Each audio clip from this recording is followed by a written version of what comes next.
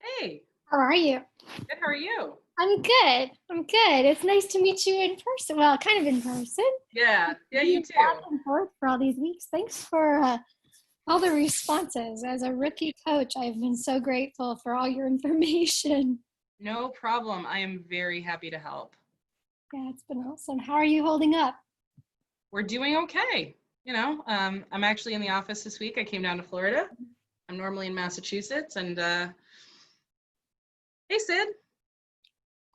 Hello, how are you? Good. How are you? I'm good. Good. Sid is I'm really the co-host, and Sid's the host. Sid, this is Sid. This is Jen. We've been going back and forth on Participate for a couple months now, so this is our first time, I guess, meeting in person. Right. It's nice to have a face to go with the name. Yeah. Sid, I did make you co-host, so you'd have all your. Okay. Do you have the s'more available? Can you make when appropriate, can you share your screen? Absolutely. I'm having an issue with my computer. I keep getting this message that my computer wants a keychain password, and I don't have a keychain password. And I was on the phone today for an hour. I had to miss some of the other stuff because I was with my Austin ISD tech department, and they're saying that they can't fix it. I have to, That is so frustrating. I mean, it's a tiny little thing, but it'll come up. I can do it. I have it pulled up on my screen, but Nope. I sometimes get this little message that I'll just have to click off every now and then. No, I got it. So. Yeah, that'd be good. No problem. Jen, you're in Nebraska, right? Yeah, I'm in Nebraska. Yeah, we're kind of central Nebraska. We're in a town of about 4,000 people. Cool. How'd your kiddos do with GIPS? They felt good about it. Awesome. Of course, you never know. And I downloaded their booklets, but I didn't read them, and I didn't have a copy of the Future Scene anyways. So they felt good about it. They were confident. That's a good question. Where can those of us who are not GIPS evaluators or coaches get a copy of the Future Scene, Elizabeth? I think we were going to post it this evening. One sec. I wondered if we needed to wait for all the time zones to catch up. The window's the same. It's not 6 p.m. to noon. The reason it was overnight was to accommodate those time zones. Okay, that makes sense. Yeah.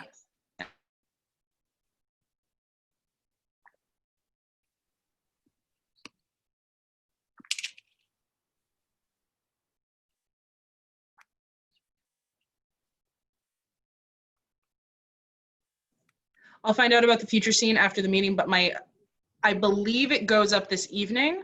Okay. I honestly just don't remember certain finite details right now. I get it. It's a crazy week. Yeah. Sid knows better, even better than I. Yeah. Oh, perfect. Thank you, Sid. Sid's the affiliate director for Texas. Yep. Okay. I've been around a while. That's awesome. I was on the board for a number of years, 8 or 9, maybe. I don't remember. It was a long time. And then I've been into, this school year will be my 15th year as a Texas affiliate director. And I coached in the program the 9 years before that. So I'm been involved quite a while. Not as long as many as some, but I've been around for a while. That's awesome. Yeah. Yeah, this is I don't know how many years, I'm forgetting how many years exactly ago I started coaching, but this is my first year in the international office. I started back in September. Okay. Yeah. Did global issues and scenario writing in my classroom, and then community problem solving after school. Yeah. Ours is after school at the 6th grade level, and then our 7th and 8th graders get to do it as part of their language arts class. Awesome. Yeah, my class it started as an elective, but I went to the principal because when you tell kids you can go to gym and art or you can do extra academic work, about 70% choose gym and art, I would say, Right. after a year or two. And they wanted to stay. Basically, I had a big project at the end, unrelated to FPS. That was the other half of it. And they didn't want to do it. So I went and we actually became part of the language arts program. Sure. And I integrated fiction into global issues topics and stuff like that. That's really cool. Kind of how I taught. And then I was lucky enough many of the years to have an elective for gifted and talented. And so they could sign up for my classes. And I did some global issues classes and then a community problem solving class at the middle school and at Wow, that's awesome. Our high schoolers, once they leave 8th grade, our high schoolers are pretty much self-directed. We have a high school sponsor who does their paperwork and registration and things like that, but they just have to have a foundation in middle school because once they get to high school, and we're a small enough high school that the kids are involved in multiple activities, athletics, fine arts, academics, and so for them to get together just doesn't. And you know, that's my favorite part of all this is that it's done in a variety of ways all around the world, and people make it work. Right. Right. That's my favorite thing is the flexibility of it all. Yeah, that's what's been really cool for me has been learning what every other affiliate does this year. You know, I was really so familiar with Massachusetts and learning like Texas is so different and Nebraska is different and everyone's just different. It's been really, really interesting, all the really cool things every affiliate does. Yeah.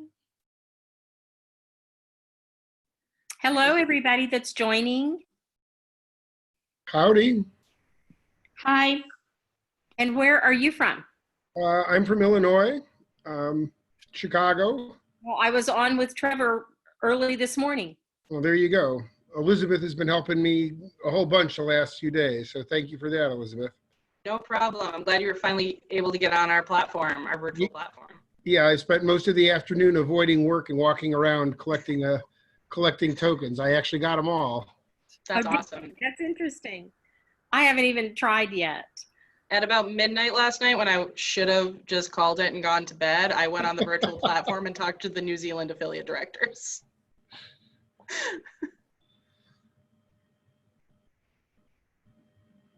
Where is everybody else from? Well, we're going to actually do that as part of our opening. Your accent sounded familiar, maybe because I had been talking to Trevor earlier in the day. So my cousin actually lives in Chicago, and I was supposed to go visit, and then COVID. So yeah. Then not. Yeah, unfortunately. We'll give people maybe another minute or two, but thanks so much to everyone. I love when I say that and someone appears in the waiting room. Thanks so much to everyone that's joined us so far. And this is being recorded. So if you're a coach and you won't get to watch right now, you're asleep because it's not your time zone. Right. We hope that you'll watch it and enjoy all the good stuff and the good information. And obviously you're welcome to reach out to myself, to Sid. It's a good idea, Sid. I will rename myself so people know who I am. I enjoy that because I just learned that at the affiliate council meeting. So yeah, it's been handy for sure. So we'd like to see everyone if possible.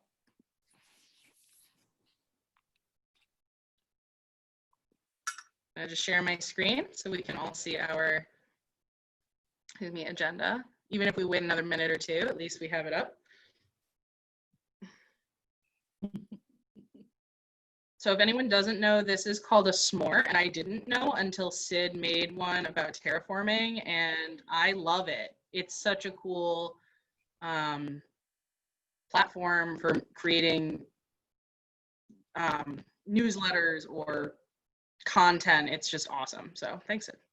You're welcome. It is a subscription service. I mean, I think the educator version is maybe $49 a year, but with that you can make unlimited s'mores. I think you can get your first 4 or 5 free, but we use it a lot in Austin ISD where I work.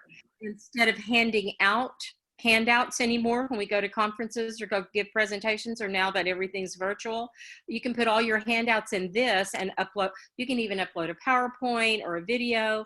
You can do a lot of things with it. It was originally designed to be a newsletter, a digital newsletter, but we use it for a lot of things. So anyway, if those of you who have joined want to get started with our opening activity, I put in there in 1 minute. If you would put this information in the chat, and then we may call on you to share with us in just a minute.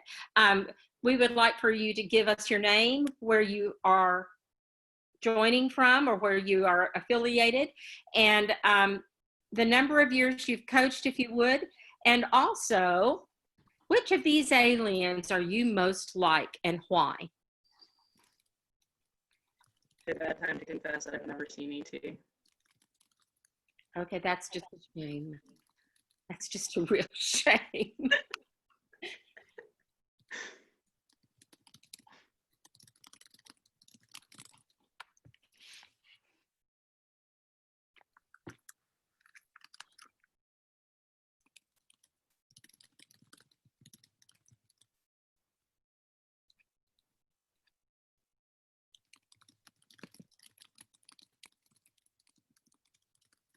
Can't do math. Huh?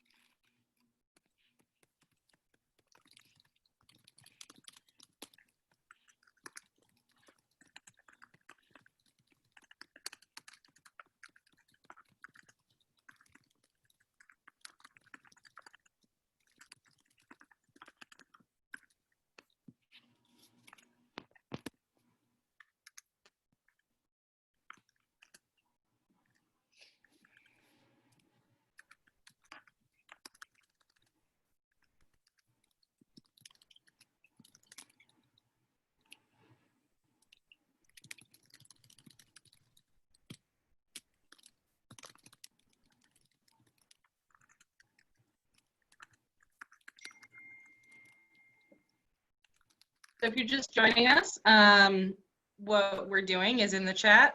We're just putting how many years you've been a coach, where you're from or where you're affiliated with, and which of these 3 aliens you feel that you are most like.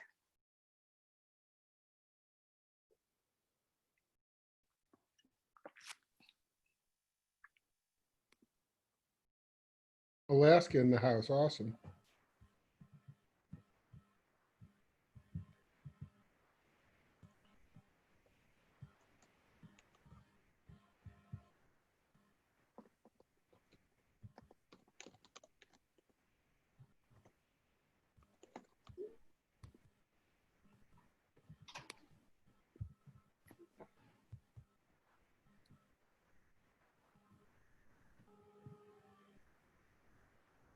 Sid, you're from Roswell? I was born and raised Roswell, New Mexico. That's There you awesome. I go. didn't know that. I have a brother that still lives there, and we just sold my mom's house there in October. Wow.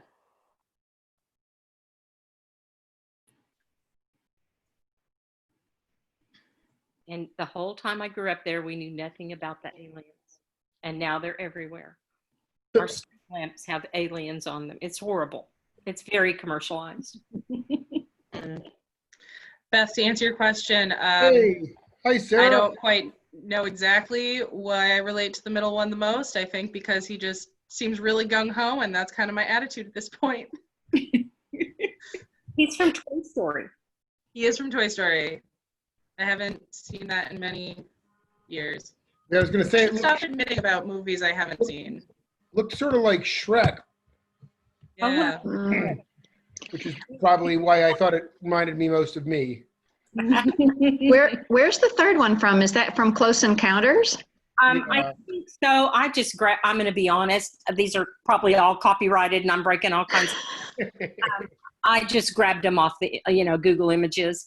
But he did remind me of the aliens. They always say, or that my great uncle that was quoted as having, he believed that he saw them carry off the little men in little tiny body bags in the, 1958 or whatever the date was. Anyway, that's that. He reminded me of the aliens that they always say that they saw in Roswell.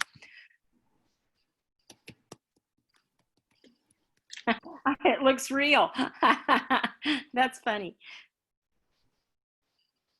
Well, welcome everyone. We're really excited to have you with us. Thank you for sharing where you're from. And I'm just looking through quickly. We have, considering it's a little bit of an awkward time for many people, we have a good, I would say, representation from all the way from Alaska to Turkey. So that's awesome. And we also, looks like we have good representation of our different components, CMPS and GIPS. And I personally, I was saying before we officially started, I coach CMPS, GIPS, and scenario writing. And I know Sid has coached, I think, all four at some point. I left the classroom before scenario performance was a component, but I actually do the training in Texas for scenario performance for the coaches. So I guess I've done them all. I just want to let everybody know that this session is really new. We don't pretend to know all the answers, but if you have questions and answers, you have questions that you need answers to, we want to help as much as we can. But the best way for us to do that is to get to know one another and to network. And if we had been in a live setting, we would have been able to sit around in a room, and have a coffee and sit and chat. So that's basically what this is. We do have an agenda. We are going to do a couple of activities, but nothing set in stone. If there's something that's really important to you and you need help with, that's what we're here for. If you do have questions at any point, there is the hand raise feature. You can use that. You can also unmute and talk, but sometimes with Zoom that gets a little unwieldy. So hand raising kind of keeps it all, just like with kids. Hopefully, adults raise their hand, whereas kids, like to yell while they're raising their hand. Okay. All right, so welcome everyone, looking at our agenda. Do you want to have a question with these, or did you use in the chat? No, I think let's do these orally. Let's share orally a couple of these. Sounds So just share, and it may be attending IC, I don't know. What do you think has been your greatest triumph as a coach? Does anyone want to speak out? I'd be happy to. I'm Beth and I'm from New Jersey. My greatest triumph was when a girl from my first year coaching came back as a high school senior and junior to help coach our CMPS team. And then she got accepted into West Point and wants to go into medicine. And since I teach science, this was just like such a win all the way around to see her so successful and so happy, and to feel like problem solving gave her a big launch in confidence and speaking ability. And it was just one of the highlights of my teaching career. Wow, that is exciting. Anyone else want to share what your greatest coaching triumph has been? So, go ahead. Oh, okay.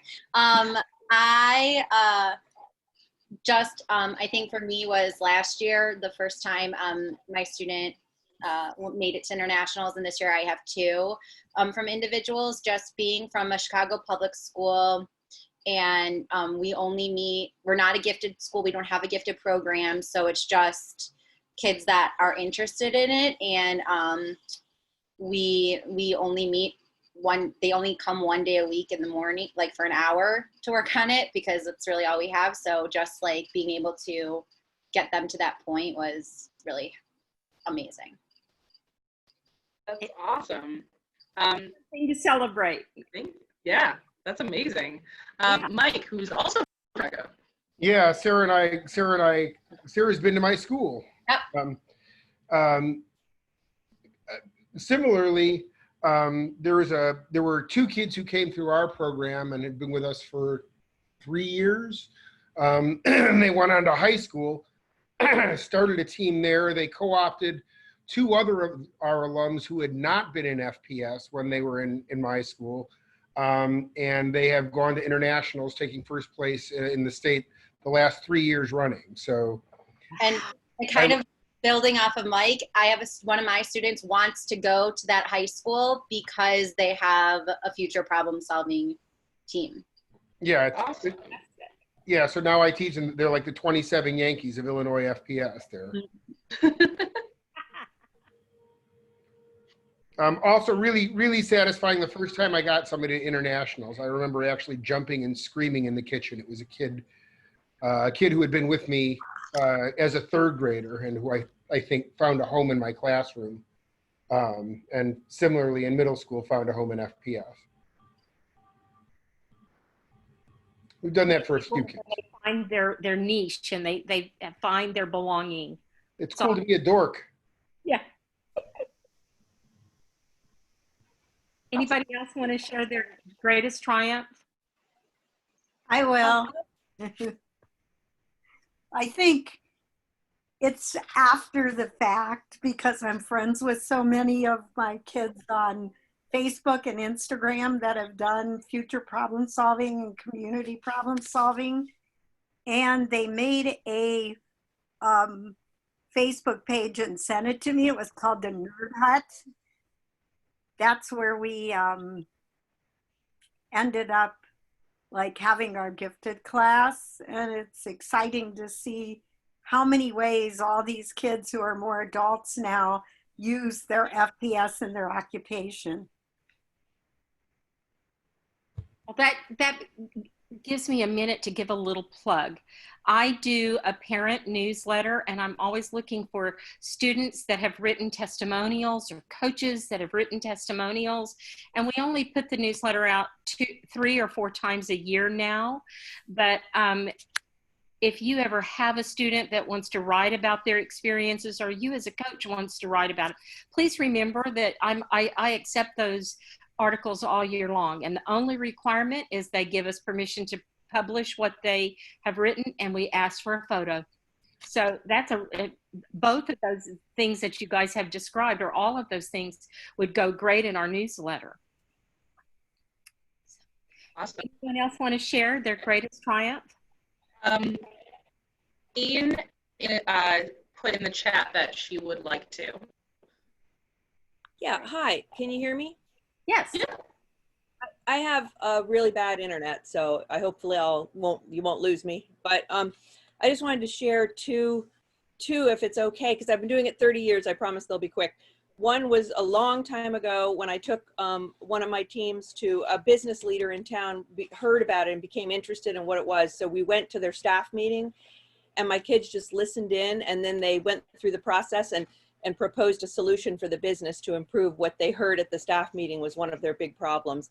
And I mean, it's a triumph, and I was disappointed in myself that I haven't done more like that since, but I still could, you know. I just thought that was really great. And it was a great way to let some of the business leaders in town know about what it was, and hopefully could lead to some fundraising. And then the other one that I wanted to just mention is, even though I've been doing it a long time, last year somehow I found the energy to do a summer camp. And we had a small first group for summer camp, but we had about maybe 15 kids, and it was just such a great success. Another FPS coach and I did it, and we had kids who'd never done FPS at all.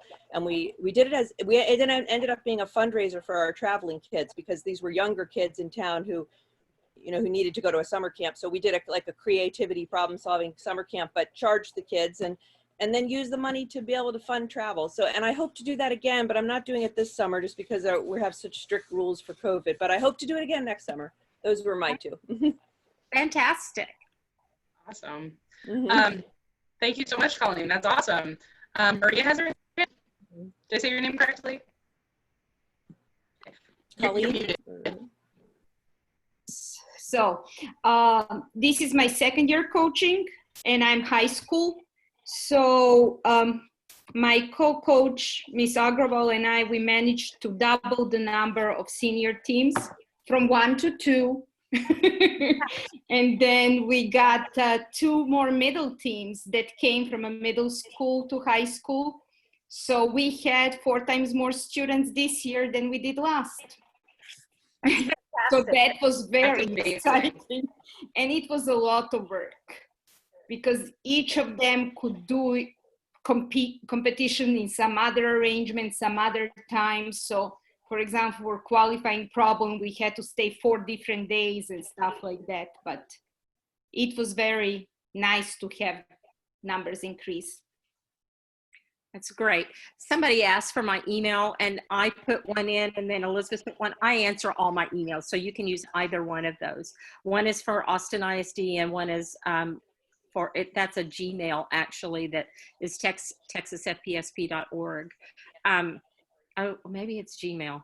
I'll have to, let me check them. Anyway, all right, anybody else wants to share? Now let's talk about the opposite end. What's the biggest struggle for you? How can we help you? And what's the biggest struggle that you have as a coach? So I got this one. So my biggest problem, and something that I should point out first, is I am not a teacher. I coach FPS kind of like a labor of love. I do it in the evening. I coach middle school and high school. And my biggest problem is crowd control. Trying to get everybody to kind of focus when I need them to. Always my biggest problem every single year. I think anyone who's worked with kids can echo and understand that completely. I have 2 answers that might help. Snacks. And I do. I actually bribe them with lollipops. There you go. I wasn't going to use that word, but it works. And the other thing is I always believe in over planning. Always plan to do more than you're going to have time to do, and that keeps them busy. And then you can't really write step ones for the whole hour and a half. So you've got to over plan, and sometimes that curtails that disruptiveness, and that sometimes they come because they want to socialize, not necessarily because they want to practice the steps. So yes, that's what I kind of am feeling a lot of the times. I guess what I would say is, that's part of the payoff of being in the program, is that you do get some hang time with your friends. And the way I try to account for that is in the context of a 1-hour session, trying to balance how much time we're all together, where they have to sit down and shut up and go one person at a time, and how much they, I try and do that for something like half, and then let them work in their groups where it's really, student focused, student directed, and it's understood that there will be a certain amount of, joking around there, but there are also enough kids and reasons to get some work done. Right. But the longer you have a group of kids sit down and have to hush, the more of a battle it's going to become. And the more kids that are in it, the more that's going to become. So I run into that too. I have 6th graders, and we meet at the end of the school day. Yeah, so especially in the fall, these kids are full. Their brains are full at the end of their first year of middle school. By the time I get them, they're done sitting and they're done raising their hand to talk. So I usually plan, if we meet for an hour and a half, I usually plan at least 5 changes of activity. Yeah. Where we're changing from large group, small group, independent work, up and moving, sometimes reading, sometimes talking, sometimes writing. But I usually plan 4 or 5 activities for an hour and a half, plus snack. Watch a video or two together, read an article or two together, go out in a group, work on a Quizlet together or in the small group. Yeah. If Those you are can great create ideas. a simulation too, they usually get into simulations or gamification types of activities. Absolutely. Hi, Kathy. Haven't seen you in a while. How are you? I'm well, thank you. Good. Okay. Anybody else want to share their struggles? Yes. I have something. Yes, Sarah has her hand up. So for me, my biggest struggle is time. And I do have a co-coach. She's on maternity leave. But like we don't want to limit because we have a lot of interest, but there's only so many of us, and you know, more than 5 teams becomes a little bit undoable. But we only have an hour, like I said, and they come once a week. And I just struggle with, like, especially when we're getting close to crunch time, and you know, we'll like when we send in the like practice rounds, right? Like they're always, you know, struggling to finish. So like, if anyone has suggestions about that, I know there's like never enough time in the day, but that's mine. Well, I'll share one thing that we do in Texas, especially for our younger kids or for first timers. They don't even have to be the first year, but in Texas, we have something called the Novice Division. And the novice kids can be first-time coach with first-time kids, or they might even be kids that have some difficulties in the classroom. You know, they might have, you know, be dyslexic or 504 students or students that need a little bit of extra time. It's up to the coach. We allow the coach to determine. We want to, whether or not they want to enter their kids into the novice division or into the regular competitive division. And the novice division, I take the future scenes that the international office creates and sends to me, and then we modify the junior level future scene and make it a little bit easier reading level. And then the novice division writes 8 challenges and 8 solutions in step 3, and puts 5 on the grid for step 5. And they do advance to our state bowl, but obviously it's not an international component, so they don't advance to the international level. And we have several coaches that, for some reason, that relieved that anxiety of, oh my gosh, I only meet with my kids 1 hour a week after school. I don't have time. We don't even have time to practice a whole booklet in that hour because you can't do 16 challenges and 16 solutions. So we created the Novice Division. The Novice Division really was because we had students that wanted to give FPS a try, but many of our school districts utilize our program as part of Gifted and Talented, and these kids didn't qualify for that. But our philosophy is any student can benefit from the process and learning the steps. And so we created the Novice Division, and it has really relieved a little bit of anxiety from the teachers as well as the students, because they know they're still validated. They still get medals at the state bowl. They still can advance to the state bowl. But they write a shortened booklet and get a modified future scene. And anybody that's interested, if you'll just email me, I'll be happy to share our novice materials. There's about 3 or 4 affiliates that are doing novice right now. I know at one time Arizona started it because they were concerned they wanted to involve more Native American students. Where's Robin Addy from? I can't remember. Yeah. Okay, she's from West Virginia. She does the novice. Minnesota, I think, maybe does novice. There's a couple of affiliates. I believe Georgia may do novice. And so those affiliate directors and I kind of work together and say, hey, have you done the novice future scene for this practice problem? And we kind of just work together. But it has been,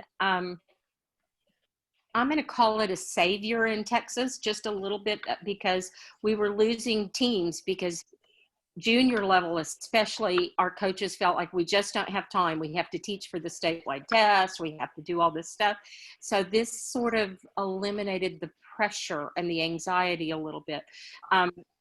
I really like that idea too, because like this year I'm coming to, right now it's like selective, right? Like myself and my co-coach, we like decide, you know, who we be able to handle it. Because it is a team and you don't want to have somebody there that like really, even though they want to do it, they they can't handle it. But so I have 3 siblings who are younger siblings who are of age now that really want to do it. And I'm struggling because their reading level is just not there. So like the idea of possibly doing it, even if it's like not for the affiliate and just to have them kind of like learn it, how to do it is, I think, a great idea. But I would love to bring it to just get a little bit easier readability on the future scene. And then, you know, the trick is I hand select the evaluators for my novice division because I want them to be very kind and very good at giving comments and helping the kids to learn and grow. And then it's entirely up to the coach of whether she wants to register those students. Now they can't flip-flop back and forth. We can't start with novice in one problem and then, you know, by the qualifier they think they're ready. They have to kind of stay there for a year. But it's up to the coach. If they feel like these kids want to do novice for 2 years in a row, my philosophy is the coaches know those kids and they're the teachers and the coaches of record, and they need to analyze what's best for their kids. So it's been really positive, and my favorite part of it is that I've been able to collaborate with a few other directors around, and we share the work. So that's been kind of nice. If you have kids who self-select in, and my kids are also like, my kids tend to be over-programmed, where we are, right. They're involved in a million different things. But if kids are self-selecting in, I can usually say, look, I haven't seen you for a couple of weeks, but please make sure to check out these things. I don't know if you get them, but I found it really worthwhile to acquire the Readings Research Resources packet. Because you can just say, here, we read these 4 pages or discuss these 4 articles. And actually, like going virtual for my students who completed in the staple, it really, I think, kind of helped them really get a better handle on using the drive, even though they like have the drive or whatever. But like they would meet on Zoom, and I think like having that even going forward, if by chance we are back in the classroom in the fall, especially in CPS, that they'll like be able to, even if they're not physically together. Like I have a student who moved to Ohio that was still able to participate with her team because of all of this. So I think that's a really good idea too. Thanks, Mike. I have a problem. There's also, so hi, Maria, I do see that you have your hand raised, and I promised you. So we are actually also going to talk about like the reading, research, and resources and the topic activity units in a little bit. Fraser, who's on the call, is one of our wonderful topic unit writers. But I also wanted to mention that FPS, especially if you're an affiliate that does not have Novice Division, we just launched with Renzulli Learning. And especially for people that are going to be remaining virtual, potentially into the next school year or even over the summer, if you want to keep practicing, they can work together anywhere on Renzulli Learning's platform. I'll just, hang on, let me just move this down for a second. You can all see my screen. So on our mark, we have a big banner. Right now, obviously, it's pretty icy. But Elizabeth, your sound is really breaking up. Oh, I'm sorry. Is this any better? No, it might help to turn your video off. Sometimes that helps and sometimes it doesn't. How's that? Any better? Yes. Yeah. Wow. Okay. there's some pretty huge thunderstorms in Melbourne right now. I'm in the international office in Florida, so that could be messing with some things. So we've been working on this with Renzulli Learning for a long time. And sorry, let me restart that sentence.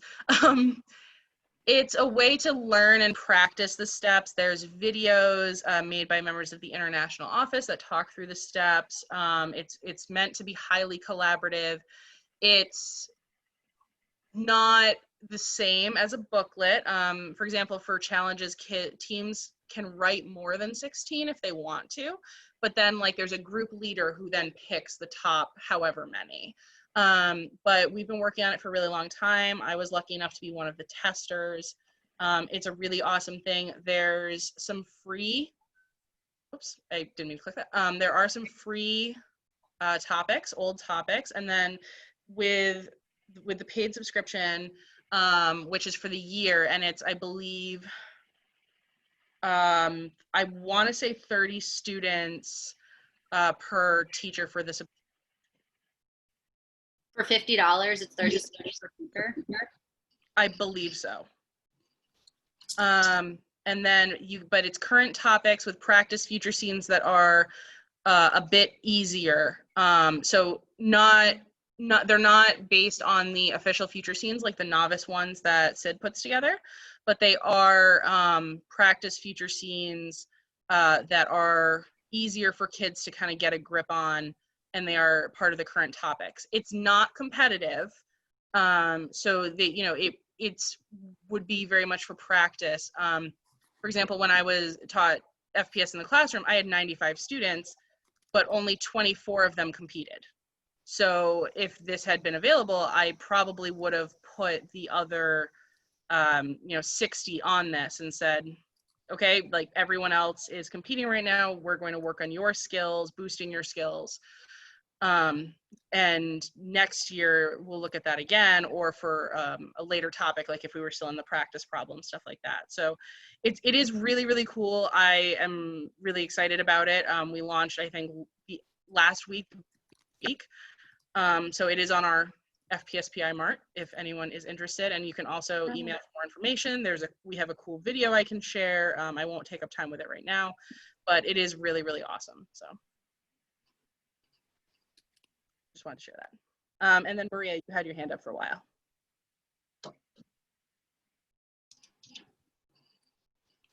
You're muted again.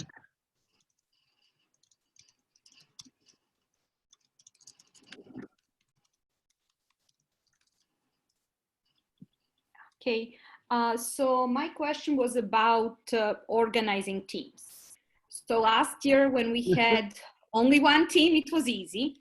But this year what happened, half of that team that came to internationals last year was on one senior team, and the other half was on the other senior team, and then they didn't perform that well at the state ball. So as your experience as a coach, do you let them organize themselves in the team, or you have some input and recommendations and how I could go around that? Because for me, this is all completely voluntary. It's not a class, it's after school activity. So they wanted to be with their friends on the team. So I let that happen. So what is your opinion and how do you go around that? So that happened to me my first year of coaching. I tried to like appease everyone. And what happened was kids who had been to state prior didn't even qualify for the state bowl because they were so busy talking to each other that they didn't finish their packet in time.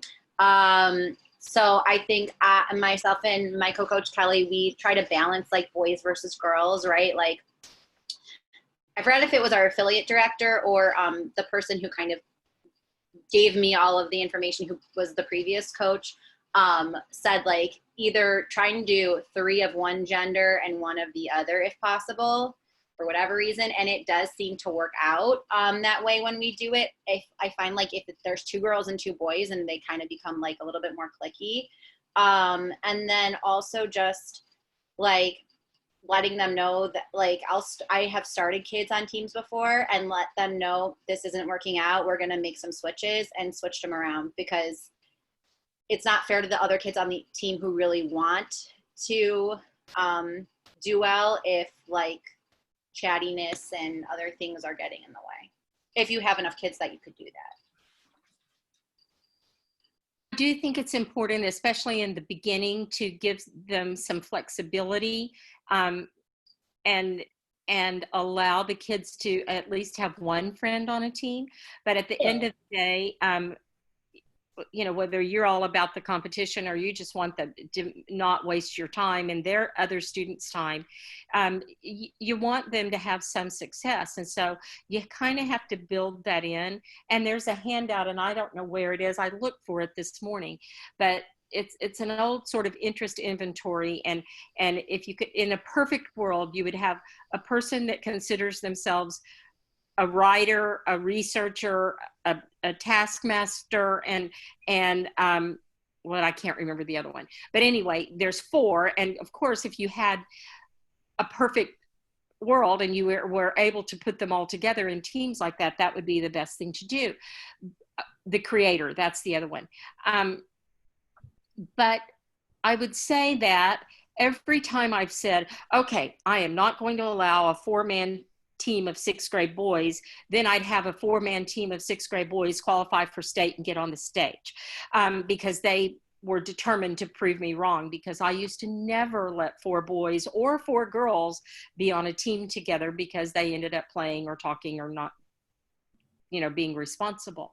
So I think it's all goes back to somebody's original question, is how did that behavior management, and how do you keep them in control and doing all of that. And then I think you also have to motivate them to want to be successful, and whatever you can do to do that. Bring in a kid that's graduated or that has been to State Bowl or been to IC and have them talk about it, or read some of the past parent newsletters that are archived on the FPSBI website, where there's a girl talking about how she used the FPS strategies when she was on the space station, or a person that he was the youngest state representative for the state of Texas, and he talked about how he used FPS to be elected to this, you know, the House of Representatives. Sometimes those kinds of things motivate the kids, and they don't realize what they're doing is really a life skill, as opposed to this is a competition and we have to learn these steps, and this is a lot of writing and now I've got to memorize, you know. So I think that it's all in how you present it and how you motivate the kids to want to learn it. And I don't know that there is a magic answer or a magic, if we could have a magic spray and spray it on, and then we'd all have it, and we'd be the developers and become millionaires. But I do think there's just a fine line. And let's face it, I think sometimes you have to admit, this isn't for every kid. Right. Or yeah. different components may lend themselves to those style learners better.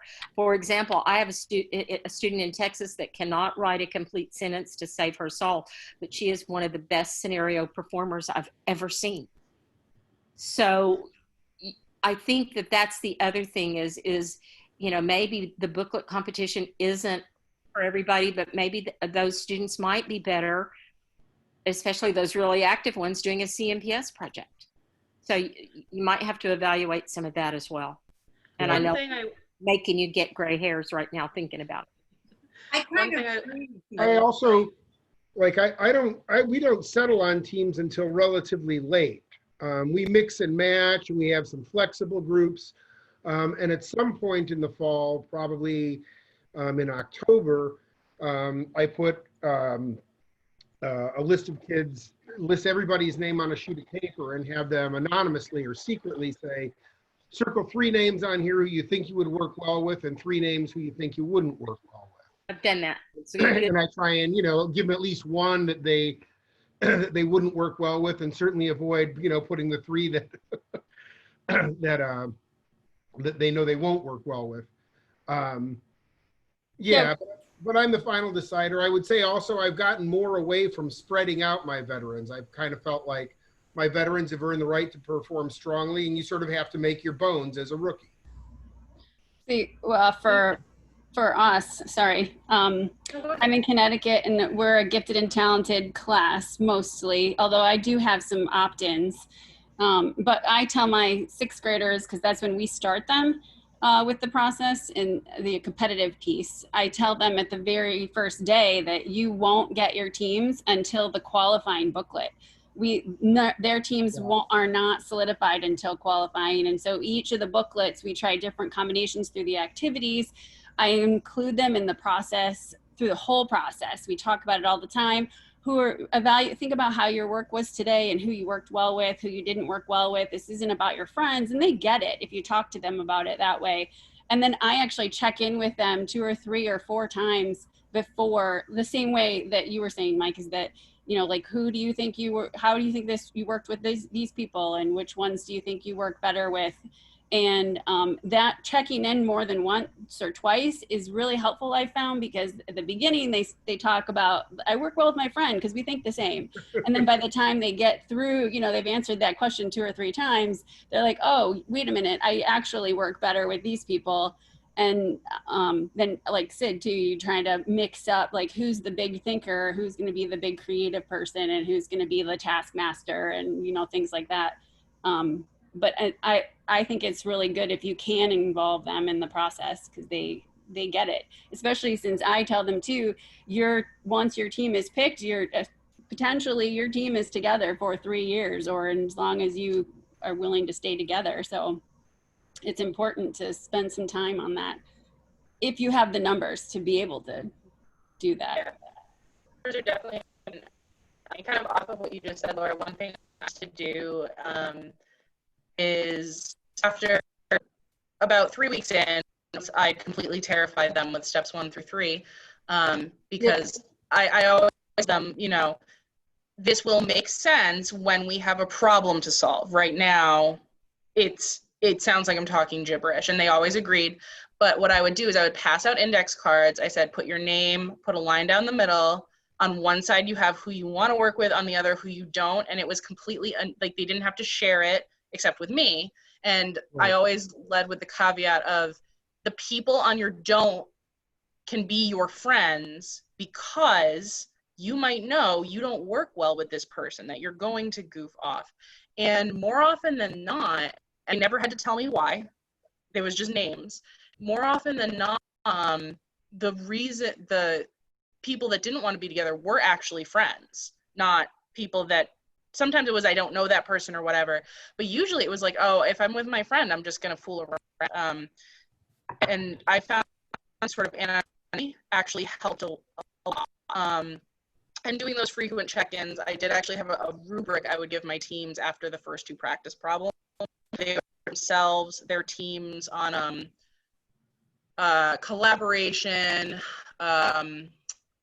communication, focus, and 2 other things that I am forgetting right now. But it wasn't about, like, who's better at FPS. It was who's working well together. All great tips. I'm going to be the taskmaster now. Elizabeth, I would like for you to share about Participate, because it's already 4:45 and we only have an hour together. So Participate which is community. Let's see if this will take me right there.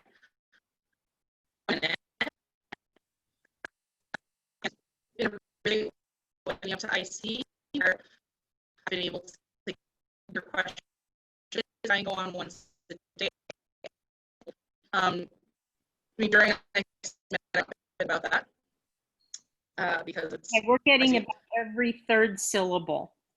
Oh, super fun. I mean, problem solvers we are. Okay, can you hear me a little bit better now? Yes. Okay. So this is our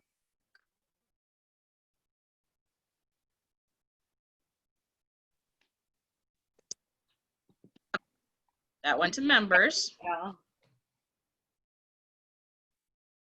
Yeah, I apologize. I think the storms are really messing with my internet. So I have discussions for each of these.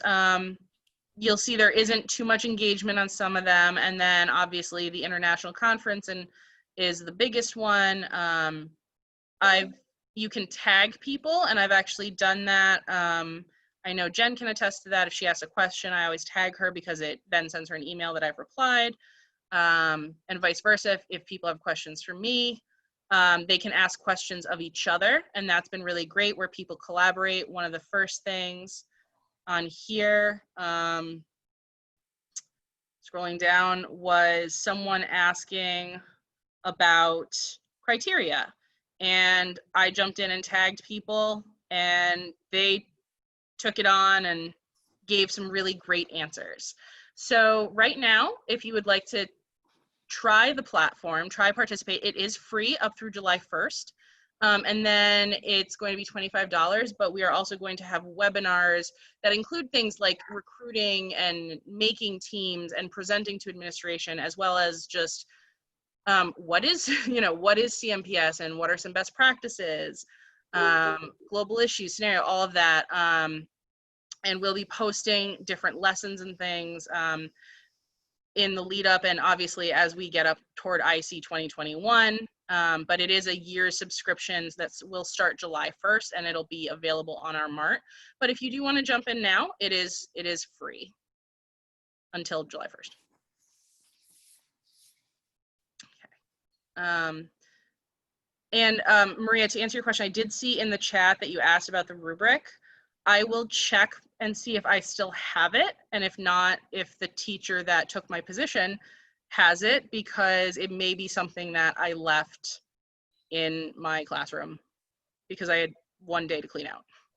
So I apologize. Thank you. All right. Is there anything else anyone would like me to say about participate? Cool. All right, should I talk about the coaching products? Go right ahead. Okay, so I mentioned some of these before, they've come up a little bit. The topic activity units are phenomenal. They are lessons that are targeted for global issues. There's lessons for each step that really hone in on it. There's research. Like I said, one of our wonderful TAU writers, Kathy Fraser, is actually in our group today. She has the Yoda behind her. And we've actually enhanced them this year with teacher pages that have standard strands. They're not specific to any affiliate, but it'll at least get you started with, like, you know, when your administration wants to know how what you're doing actually affects the standards. The readings, research, and resources has I think it was Mike that mentioned it earlier, it has some really great resources. We have added digital, it has digital resources as well, it has article summaries. We've also integrated the Q&A into it, which includes... That was really, really helpful. We used that to like make Quizlets and stuff like that to study for international. So thank you for doing that. That was vocab really lists in there are great. And I think, like, in the end, when we first started to get traction, like when the program first really started to grow, we had a couple teams the first year and then 3 teams, but then all of a sudden one year we went from like 3 teams to like 12 or 10. And it was because like we had actually spent time with those article summaries, and kids really came away like feeling like they know something. Like they would spout off at their parents at the dinner table about stuff that they had read there, and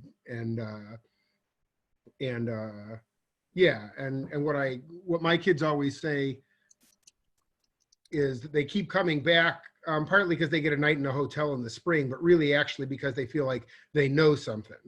Like when a topic comes up in conversation, because we've spent time with the articles, they suddenly are the expert in the room, and that's a very empowering feeling. But a trip to it's so much fun. Yeah, it's been really cool. And like you both mentioned, the Q&A is on Quizlet for some of it. Others, we've added like connections to background and activator summarizers, discussion, open response. Those obviously are not on Quizlet. And it does come, it's also really great just because, you know, coming out of the classroom where my particular administration always wanted to know, how does this contribute to what this standard or that standard, which we all know isn't the point, but they want to know it anyway. Right. I could always point to the R&R as like, look at all this reading, look at what they're learning, it's high level. Actually this year we are releasing a ELA unit for our first topic, youth and competitive sports.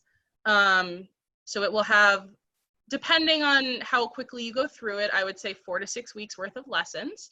There's a fiction excerpt from Harry Potter and the Sorcerer's Stone, and then a poetry section from Alexi Pappas, who is an Olympic runner who writes about her running and her journey with all of that. So it does tie into our first practice problem 1 topic. We also have the coach combo, which is, it has the qualifying problem, TAU and Q&A, the coach's handbook for global issues, and the process pointers plus, which really dives in depth with all of the different steps, gives examples, the category list. I will say that my very first year as a coach, the publications saved me. I did not know anything. I took over for someone who was not interested in helping me. And the kids also told me everything, because obviously, but the TAU, the RR&R, and the process pointers, the coach's handbook, those were really key for me that year. And I always kept up with the TAU and RR&R.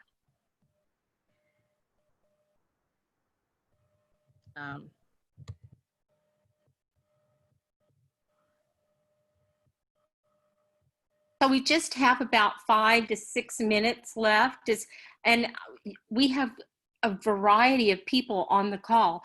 And so I would love to hear, we've already shared some, but if you have some good coaching tips, feel free to either put them in the chat or raise your hand, and we'd love to hear them. I think that's what I miss most about live IC, is that networking. And so this is almost as good, but one of my favorite things is when we go to IC, we sit around in the cafeteria and talk, or we go to these meetings like this and we chat, and I always come away with something new and something I've learned, or something that someone else has shared, or sometimes somebody has validated the way I was feeling, and so it made me feel like, hey, I'm not doing so badly, or my kids are really pretty darn good. So who would like to share a coaching tip? Kathy. I would. Okay. Then Colleen. Sorry. Kathy, then Okay. Colleen. Okay, I was just going to share that we just finished a new book. It's called the Into the Future, The Kid's Guide to Scenario Writing. And it's written with some really cute cartoon characters, tracker and GPS, and it's a kid's manual to guide them through the scenario writing process. So it will be available by the time school starts. That's amazing. And Colleen? Yeah, I have been doing it so long, like there's 1,000 things that have worked really well over the years, but what I guess I'd say the theme is that I problem solve constantly with what's each group each year, and I have to analyze like what is going on that's bothering me here, and then we come up with like a way to fix it. So it would so the tips like are always tailored to whatever the year is like. But one thing I've struggled with for many years is the kids who take over, the ones who are always just more aggressive and dominating the conversation, and the other kids don't get a chance either on their team or during group practices to really say anything. And I've always just tried to find all these ways to deal with getting everybody involved. So this year we tried something that was just real simple, but it turned out to be so effective, and the kids liked it, and they would ask for these. We would have these group discussion times where we'd all sit around a large table. And I told them that I had heard one time at a conference that you take the number of people, most of them like math, you know, so I said, take the number of people divide the time the discussion is going to happen and divide that by the number of people. That's the percentage of time that would be sort of reasonable for each person to contribute. So, you know, if there's, you can figure it out. So then I said, we're going to bring up a controversial like debate thing. We're going to debate, but I want you to kind of be aware of how much you are talking. And then later we're going to debrief about whether you used your sort of proper percentage or not. And I guess that it's just turned out to, I mean, there was more to it, but I just want to say that we would have these debrief sections, and because they were watching each other and watching themselves, we had such great self-awareness about who was doing way more than their fair share and who was not participating at all. And then we sort of problem solved together. How could we fix that? And it just turned out to be, we developed our, that so well this year because of these. I don't know if I explained it well enough, but you get the idea. I'm not good at math, so Colleen, explain the math piece just one more time.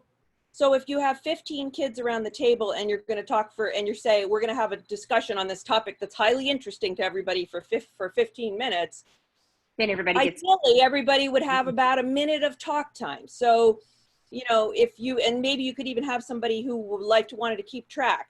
Not to penalize anybody, but the whole context of it was, we're going to discuss later and we're going to talk about how as a group we can sort of work on this. So you'd always have the kid who was talking 3 minutes and then the kid who didn't talk at all. And so then we would problem solve, how do we, you know, bring those up and down and balance.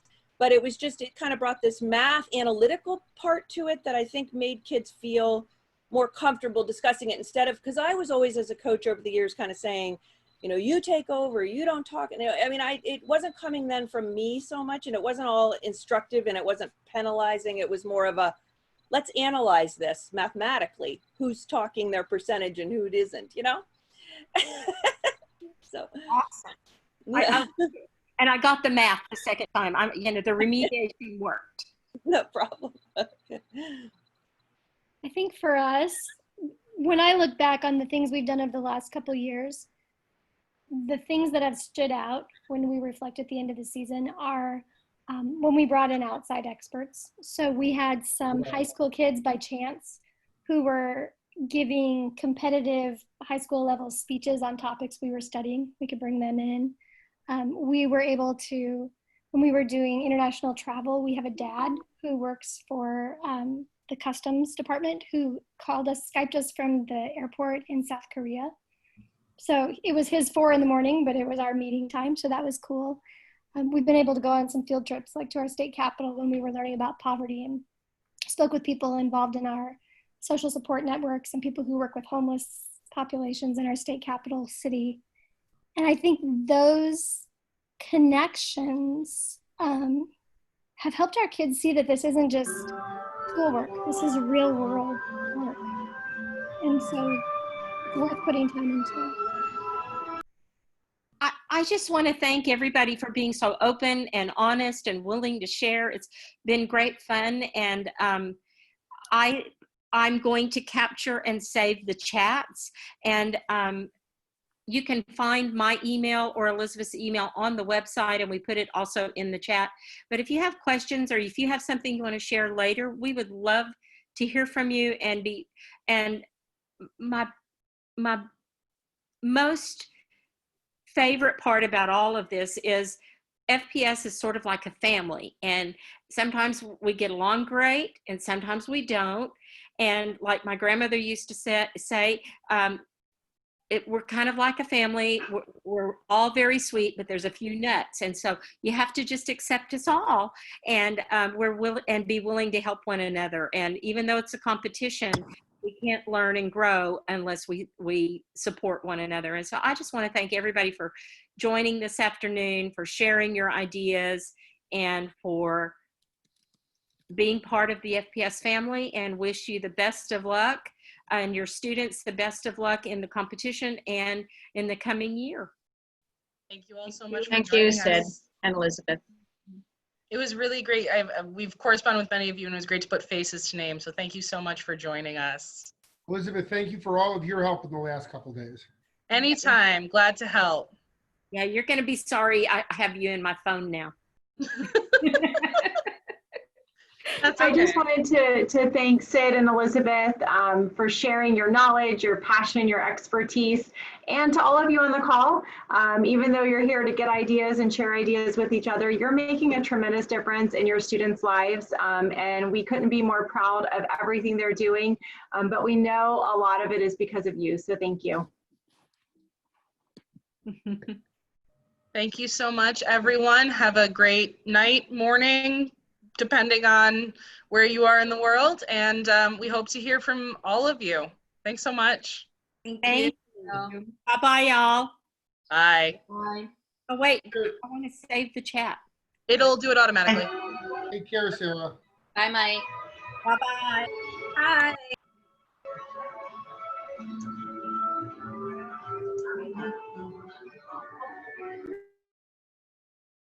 I'm so pleased with the turnout. Yeah, that was awesome. And I think a lot of people are going to watch it later. You know, Yeah. the chat had some really good ideas, so I'll definitely save it. And this was recorded, and yeah. Okay, great.